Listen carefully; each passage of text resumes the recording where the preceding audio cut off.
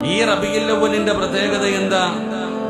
എന്റെ പ്രിയപ്പെട്ട സഹോദരങ്ങളെ, മഹാനായ ആദരവായ പ്രവാചകൻ നബി മുഹമ്മദ് മുസ്തഫ, നമ്മുടെ കരളിന്റെ കഷ്ടമായ മുത്തി നബി ജനിച്ചിട്ട് 1500 വർഷമാണ് തികയാൻ പോകുന്നത്. 1500ാമത്തെ നബിദിനമാണ്. അള്ളാഹുവിന്റെ പ്രവാചകൻ സല്ലല്ലാഹു അലൈഹി വസല്ലമ തങ്ങളുടെ ജന്മദിനം ഒന്ന് ചിന്തിച്ചു നോക്ക്. 1500 കൊല്ലം. എന്റെ പ്രിയപ്പെട്ടവരെ, ഈ പരിശുദ്ധമായ റബീഉൽ അവ്വൽ നമുക്ക് സ്വീകരിക്കുവാനും ആ റബീഉൽ അവ്വൽ നബിതങ്ങളോടുള്ള മഹബത്ത് പ്രകടിപ്പിക്കുവാനുമുള്ള ഒരവസരം അള്ളാഹു നമുക്ക് തരുന്നുണ്ടെങ്കിൽ നമ്മൾ എത്ര വലിയ ഭാഗ്യവാന്മാരാ. നമ്മൾ മനസ്സിലാക്കേണ്ട, നമ്മൾ എത്ര വലിയ ഭാഗ്യവാന്മാരാ.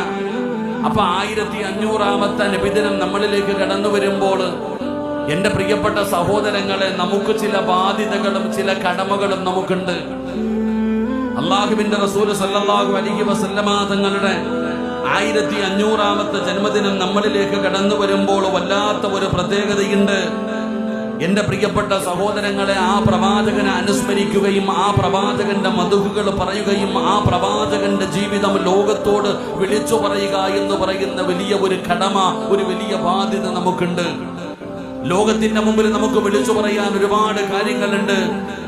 ഈ പരിശുദ്ധമായ റബീഉൽ അവ്വൽ നമ്മളിലേക്ക് കടന്നു വരുമ്പോൾ ലോകത്തിന്റെ മുമ്പിൽ ഒരു ചോദ്യചിഹ്നമായി ഇന്നും ഒരാൾക്കും മറുപടി പറയാൻ കഴിയാത്ത ഒരുപാട് കാര്യങ്ങൾ ലോകത്തോട് വിളിച്ചു പറയുവാൻ, ആ പ്രവാചകന്റെ ചരിത്രങ്ങളെ കുറിച്ചും അവിടുത്തെ മദ്ഹുകളെ കുറിച്ചും പറഞ്ഞു കൊടുക്കേണ്ട ഒരു ബാധ്യത കൂടെ നമുക്കുണ്ട്.